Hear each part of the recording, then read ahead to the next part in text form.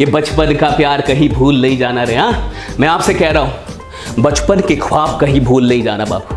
हाँ, MLM join किया था, किस लिए किया था? डायरी में ख्वाब ख्वाब बहुत तुमने लिखा था। हाँ, चैलेंज भी दिया था, कमिटमेंट भी किया था, हाँ, वादा भी किया था।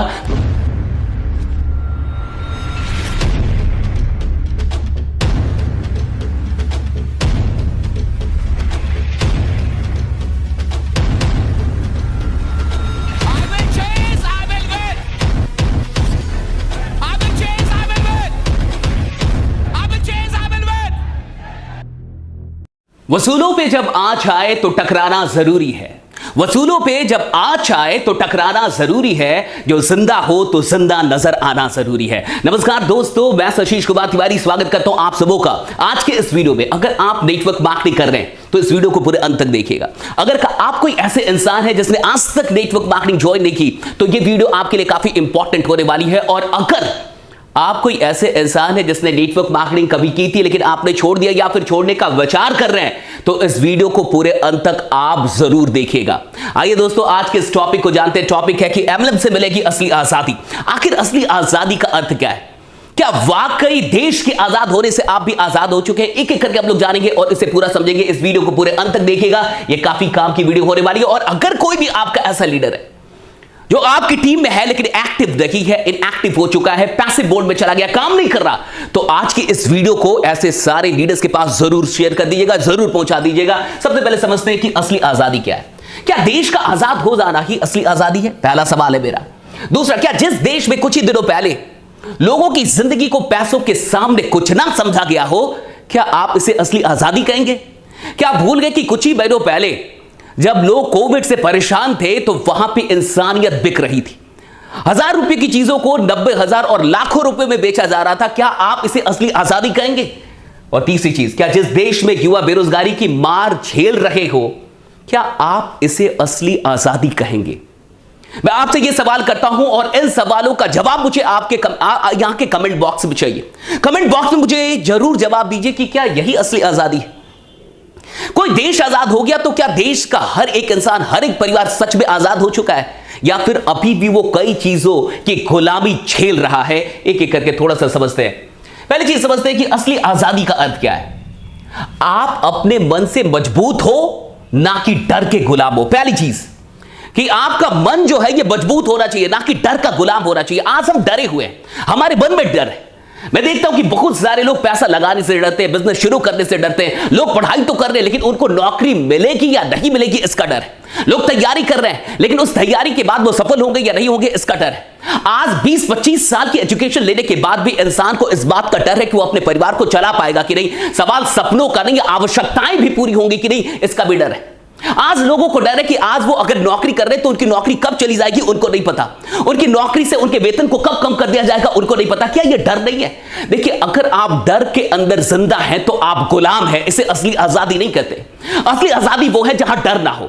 अगर किसी भी प्रकार के डर के अंदर आप जी रहे हैं तो साहब अभी आप आजाद नहीं, अभी आप बहुत गुलाम हैं। और आप झांकिए अपने अंदर, अपने दिल के अंदर झांकिए, अपने जीवन के अंदर झांकिए और पूछिए अपने आप से कि कितने प्रकार के डर से अभी आप घिरे हुए हैं। तो क्या यह असली आजादी है? क्या सच में इस देश के आजाद हो जाने से आप भी आजाद हो चुके हैं? दूसरी चीज, आपको आर्थिक तंगी में ना जीना पड़े। असली आजादी का यह मतलब है कि आपको आर्थिक तंगी में ना जीना पड़े।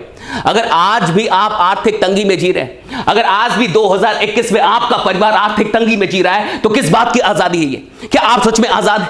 अगर आज भी आपके पास पैसों के चलते परिवार में कलह हो रही है, परिवार टूट रहा है, दो भाई आपस में लड़ रहे हैं, परिवार के अंदर बंटवारा हो रहा है पैसों के चलते क्योंकि पैसे नहीं है, तो क्या आप इसे असली आजादी कहेंगे? अगर आप आर्थिक तंगी में जी रहे हैं तो आप किसी प्रकार से आजाद नहीं है। आप गुलाम हैं और आप आर्थिक तरीके से गुलाम हैं, आप गरीबी के गुलाम हैं। इस बात को समझिए। आपको काम मिले और उस काम में बड़ी संभावना मिले, सबसे बड़ी बात यह। सिर्फ काम नहीं चाहिए हमें, काम में बड़ी संभावना भी होनी चाहिए, तब आजादी है साहब। आपने किसी को काम दे दिया लेकिन वो 100 रुपए ही कमा सकता है, उस काम में उसकी कोई आजादी नहीं आने वाली। काम ऐसा हो जहां बड़ी संभावना हो कि अगर मेरे अंदर पोटेंशियल है, अगर मैं मेहनत कर सकता हूं, अगर मेरे अंदर क्षमता है तो मैं उस बड़ी संभावना तक पहुंच सकता हूं। मैं शून्य से शुरू करके शिखर तक पहुंच सकता हूं। ऐसी संभावना दीजिए, तब असली आजादी। लेकिन अगर ऐसी चीज नहीं तो फिर किस बात की आजादी है? आप देखिए कि आज बीटेक और एमबीए करने के बाद भी, कई लोग पीएचडी करने के बाद भी आज ऐसी ऐसी नौकरियों की फॉर्म भरते हैं जो कहने में भी शर्म आती है साहब। तो फिर किस बात की आजादी है? आप क्या इसे आजादी कहेंगे? बहुत गौर से समझिए और आप देश को अपना समझ पाए और इसके लिए कुछ कर पाए, ये असली आजादी है। अगर लोग देश को अपना समझते तो क्या इंसानियत बिकती? अगर लोग देश के लोगों को अपना समझते तो क्या लोग जब उनके सामने मर रहे होते तो क्या हॉस्पिटल के बेड की नीलामी होती? क्या काला बाजारी होती दवाइयों की? अपने आप से पूछे। हम आजाद तो हो गए, लेकिन हम अपने देश के और देश के लोगों को कितना अपना मानते हैं? हर इंसान के दिल में देश कितना धड़कता है भारत में? जरा पूछिए अपने आप से कि कितना अधिक भ्रष्टाचार है, कितना करप्शन है इस देश में। अगर कोई देश को अपना माने, देश के लोगों को अपना माने, तो वो भ्रष्ट कैसे हो सकता है? अगर कोई भी इंसान इस देश को, कोई भी पदाधिकारी, कोई भी उच्च स्तर पे, ऊंचे पद पे बैठा नेता या फिर पदाधिकारी अगर अपने देश को अपना मानेगा तो अपने ही लोग को कैसे ठग सकता है वो? क्या इसे आप असली आजादी कहेंगे? हम अंग्रेजों से आजाद हो चुके हैं, लेकिन क्या सच में इसे ही हम असली आजादी कहेंगे? क्या अभी भी हम गुलाम नहीं है? कई तरीकों से गुलाम नहीं है। हमारी मानसिक सोच इतनी गिरी हुई है कि हम अपने देश को अपना नहीं मानते, अपने लोगों को अपना नहीं मानते, तभी तो उन्हें ठगते हैं, तभी तो हम भ्रष्ट होते हैं। तो फिर क्या इसे आप आजादी कहेंगे? हम किस प्रकार की एजुकेशन को ले रहे हैं? हमें कैसी शिक्षा मिल रही है? हम किस प्रकार के लोग बनाए जा रहे हैं? हमारी मानसिक जो वृद्धि वो कैसी है? हमारा दिल कैसा है? कितनी पवित्रता हमारे दिल में? और क्या यही आजादी है? और अगर यही आजादी है तो ये बकवास आजादी है। आगे बढ़ते थोड़ा सा, राइट? एमएलएम से कैसे मिलेगी आजादी? असली आजादी एमएलएम से कैसे मिलेगी? आज मैं आपको यह बता रहा हूं, बहुत गौर से समझिए। एमएलएम में सबके लिए अवसर है। आजादी का यही मतलब है कि अवसर सबके लिए होना चाहिए। आज लोग बीटेक एमबीए करने के बाद भी इस देश में सबको अवसर नहीं मिल रहा, सरकारें अवसर नहीं दे पा रही, संस्थाएं अवसर नहीं दे पा रही, लेकिन multi level marketing, network marketing, direct selling सबको अवसर देती है। क्या आप इसे असली आजादी नहीं कहेंगे? और ये अवसर बड़े हैं, संभावनाएं बड़ी हैं, छोटी संभावना नहीं देती, बड़ी संभावनाएं, और कोई किसी प्रकार का डिस्क्रिमिनेशन नहीं करती, भेदभाव नहीं करती। आपकी जात क्या है, आप कितने पढ़े लिखे हैं, आप कितने टैलेंटेड हैं, कितने नंबर लाए, कितनी डिग्री आपके पास, इस प्रकार कि किसी भी भेदभाव से दूर एमएलएम हर इंसान को वही अवसर देती है जिस अवसर को आज आप लोगों को देख रहे हैं कि किस तरीके से उस अवसर का फायदा उठा के लोग अपनी जिंदगी को बदल रहे हैं। दूसरी चीज, बहुत कुछ लगना ही नहीं है इसमें। भैया असली आजादी यही है, मैं कुछ बड़ा करना चाहता हूं लेकिन मेरे पास बड़े पैसे नहीं है, मैं कुछ बड़ा करना चाहता हूं लेकिन मेरे पास उतना टैलेंट नहीं है, मैं कुछ बड़ा करना चाहता हूं लेकिन मेरे पास उतनी डिग्रियां नहीं है, मैं कुछ बड़ा करना चाहता हूं लेकिन मेरे पास उतनी नॉलेज नहीं है, मैं कुछ बड़ा करना चाहता हूं लेकिन मेरे पास उतना स्किल नहीं है। और ये सब क्यों नहीं है? क्योंकि मुझे दिया नहीं गया साहब। इसलिए नहीं है क्योंकि मुझे दिया भी नहीं गया। मेरी स्कूलिंग खराब हुई, मुझे जिस कॉलेज में भेजा गया उस कॉलेज में पढ़ाई नहीं हुई, और ये सारे सरकारी तंत्र हैं, इन सरकारी तंत्र ने मिलकर मुझे नालायक बनाया, मुझे ऐसा बनाया कि मैं किसी काम के लायक नहीं हूं। लेकिन मेरे दिल के अंदर जो ख्वाहिश है मेरे दिल के अंदर कि मुझे कुछ बड़ा करना है, और उस चीज के लिए अगर मुझे कोई अवसर दे सकता है, कोई बड़ा अवसर दे सकता है, तो साहब वो तो एमएलएम है, क्योंकि यहां कुछ बड़ा लगना नहीं है, यहां कुछ बड़ा नहीं लगता।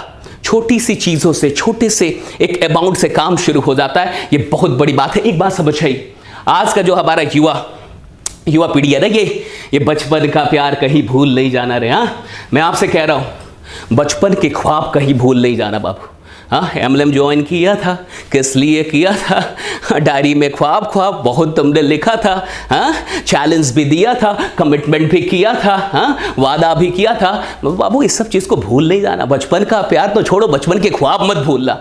और तुमने जो एमएलएम ज्वाइन किया था ना, इसलिए किया था कि तुम कुछ बड़ा करने वालों, कमिटमेंट लिया था, किसी से वादा किया था, हाँ, किसी को चैलेंज दिया था कि करके दिखाऊंगा, और इतनी जल्दी छोड़ने का इरादा कर लिया।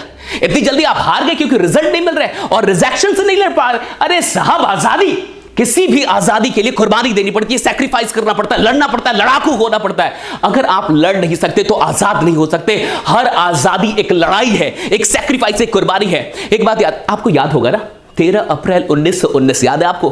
13 अप्रैल 1919 जालियांवाला बाग हत्याकांड हुआ था, और उस हत्याकांड को एक छोटा सा बच्चा देखा था, और उस छोटे से बच्चे ने उस मिट्टी को हाथ में उठा के और उस मिट्टी की सौगंध, शपथ ली कि मैं इसका बदला लूंगा।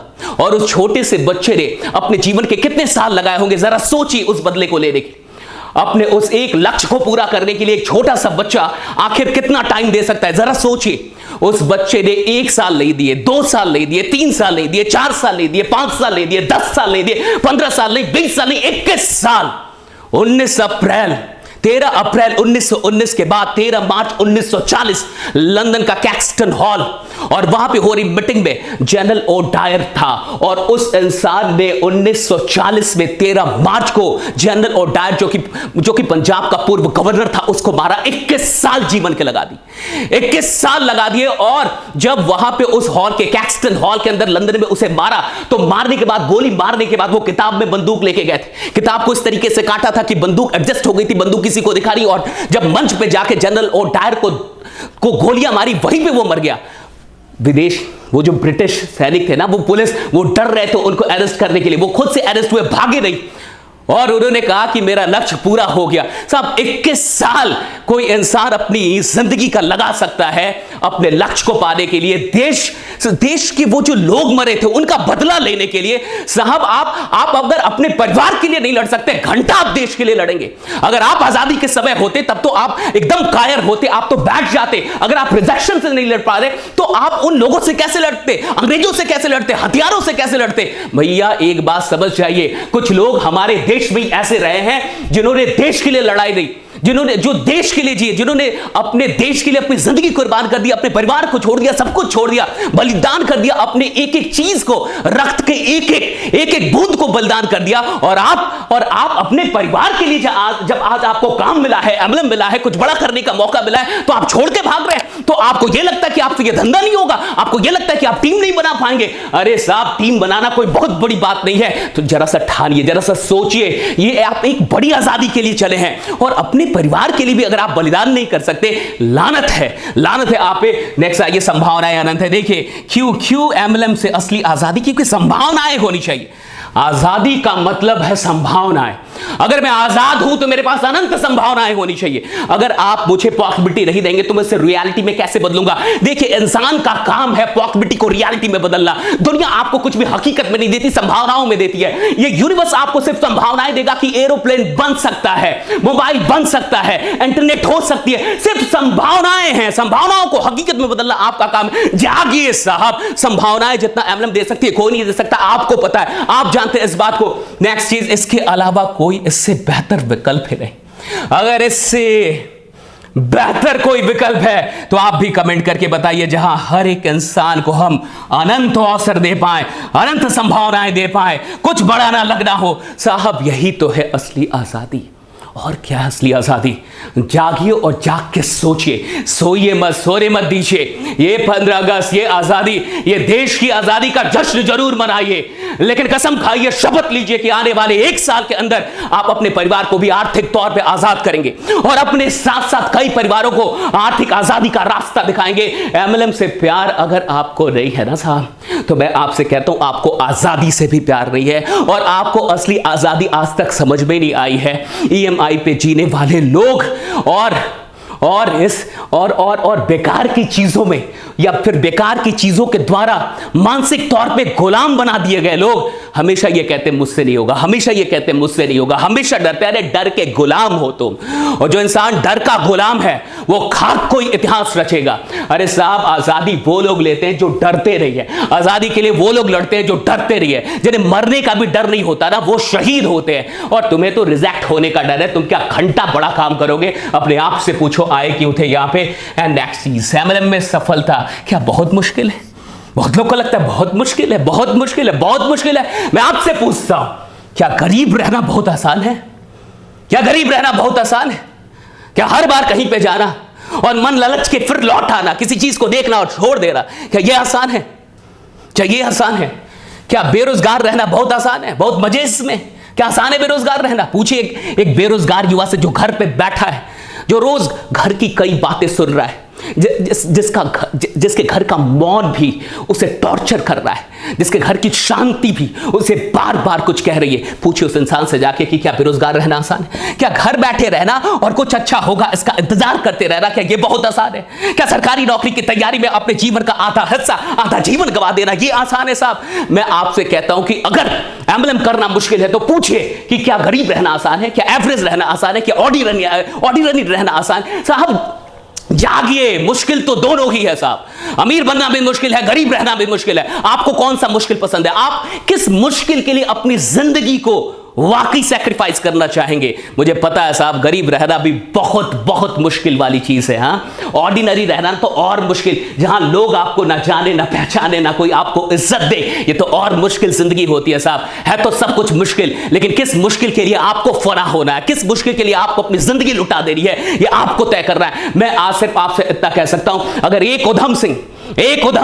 21 साल अपने जीवन का लगा सकते हैं अपने लक्ष्य की प्राप्ति के लिए, 13 अप्रैल 1919 का बदला 13 मार्च 1940 लंदन में जाके कई बार जेल में रहे, 1000 तरीके के काम किए, किस किस प्रकार से वहां तक पहुंचे। शेर सिंह नाम था, बाद में उधम सिंह नाम रखा अपना पासपोर्ट बनवाने के लिए। साहब, अगर एक इंसान इतनी चीजों को चुनौती देके 21 साल जीवन का लगा के अगर किसी लक्ष्य को हासिल कर सकता है, यानी असंभव कुछ भी नहीं है। हर इंसान कुछ भी कर सकता है। सवाल इस बात का है कि उसे करने का मन है कि नहीं, सवाल इस बात का है कि आपकी तड़प कितनी है। मैं बस इतना ही कहूंगा कि अगर आपको इस वीडियो से थोड़ी सी भी इंस्पिरेशन मिली हो तो सिर्फ अपने तक मत रखिएगा, इसे हिंदुस्तान के एक नेटवर्कर तक पहुंचाइएगा।